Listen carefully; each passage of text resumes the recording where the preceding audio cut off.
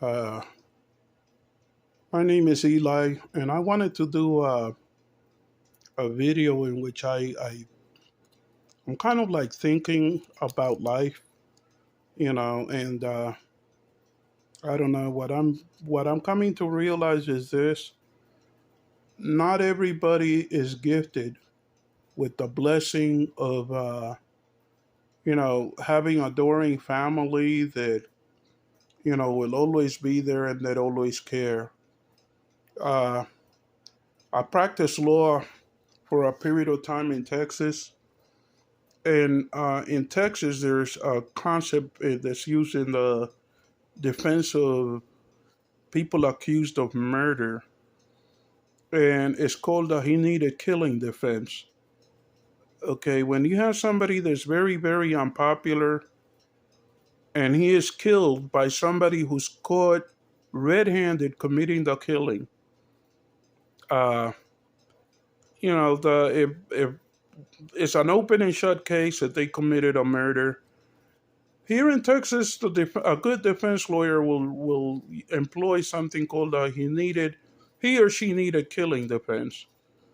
And what does that mean? It means that they put the person who gets killed on trial, and they bring forth evidence of what a bastard they were, all the things that they did wrong, and at the end of the day, if the murderer was sympathetic enough and the murdered person was loathsome enough, a jury might come to the conclusion that, hey, you know what? I think they're right. He needed killing, and they might acquit the person. Jury nullification at its finest. I don't. I think that one of the biggest illusions that a person can have in life is the mistaken belief that they should cling to their family at at any cost. Sometimes your family members are dangerous for you. And sometimes people don't like you enough or find you loathsome enough to where they might go ahead and, if somebody hurts you, they might bury all that the information that they know about you getting hurt with the attitude of, you know what, that son of a bitch needed killing. You know, I'm not going to mention names, but I'm in a situation in which I threw open my home to a relative and her two young children. And she came to my house, created chaos. Uh, I have heart problems, that are under control. I have blood pressure problems. Suddenly, my blood pressure shot through the roof. I was constantly being donned for this woman for money. Suddenly, she started sabotaging things around my apartment because she had some crazy notion that I should go ahead and sign my home over to her and let her do what she wanted with that money, and she would provide me with a place to live. And, my attitude about that is, how many different varieties of stupid would I look like doing something like this with a person who has detested me for most of their life and who, in recent, for the last couple of decades, really, I haven't had much contact with? Well, it all came to a head, and this person ended up throwing a temper tantrum, destroyed my phone. This person basically begged me for money. They're into me for like $1,000, and I'm not a well-to-do person. I live on Social Security benefits, and my attitude is there comes a point when enough is enough. And I was talking to a relative of mine, and it was really, really obvious that they feel no compassion for me. They feel no sympathy for what I have been going through. It's like, I think his attitude toward me is kind of like a he needed killing sort of attitude. Uh, just because somebody is your blood doesn't mean that they're your friend. And all of these people that I have learned a long time ago, keep a distance from family. I came from a family of wolves, Okay, and either they didn't perceive me as being one of them. They treated me terribly. Okay, the point came at which one of them was very, very popular for reasons of ego, took to threatening to murder me. And finally, it all came to a head. He kept making these threats and physically started an altercation with me. And this was years ago. I was in my 20s. I ended up whooping this person's ass. The and everybody knew that he was going around threatening to murder me. I was telling people, this guy is gonna. He's saying that he's gonna murder me. And in life, I have learned something. When people mean to do you harm, they let you know about it, and they sometimes they'll tell you again and again and again that they're gonna harm you, that they're gonna kill you. You know, and at some point or the other, you have to have the wisdom to take that seriously and pay attention. Well, that's what I ended up doing. And after it was all over, everybody that was involved reversed the situation. I had never threatened to harm a single hair on that person's head, but they made it seem like if I was the one who was at fault, I'm the one who provoked him. And it's like, how? I've been staying away from him. I avoid him. He seeks me out and makes these threats. They had a you need killing kind of attitude toward me. Why was that? I wasn't a criminal. I basically left home early to avoid this situation, to avoid these people.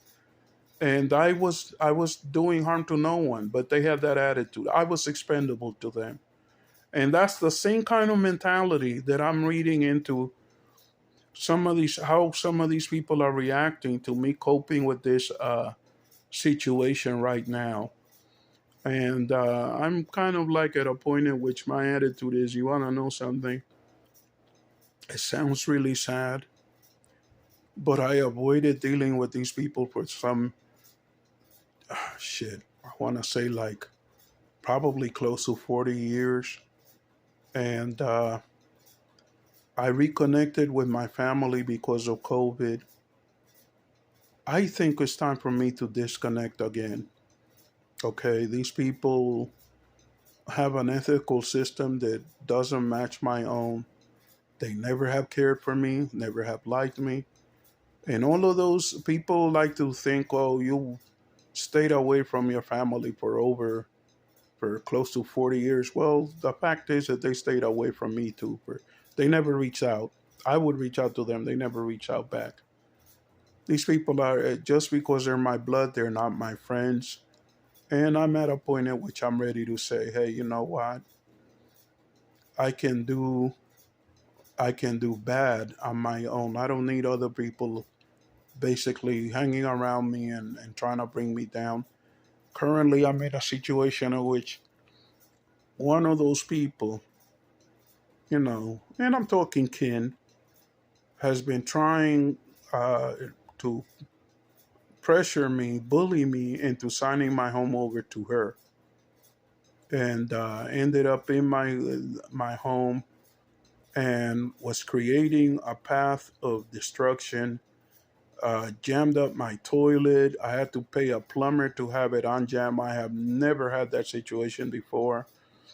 Has basically done something to my kitchen sink and my bathroom sink to where they're now leaking. Never happened before.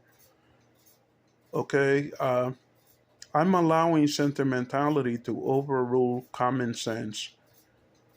These people are not any friends of mine, and I need them out of my life. I need them out of my hair.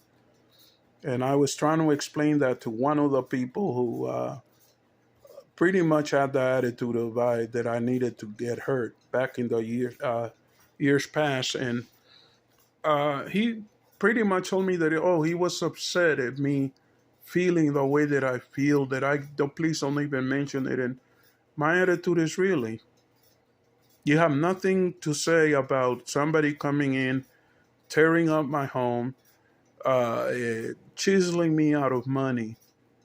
All of that is cool, but when I say I need to protect myself and I need to distance myself, oh, you're delicate, sensibilities are offended by it. Not everybody who's your blood is your friend, and not every friend that you have is your blood. Okay? There are families that are toxic, and they pass on the toxicity, they pass it down, okay, toward a certain person.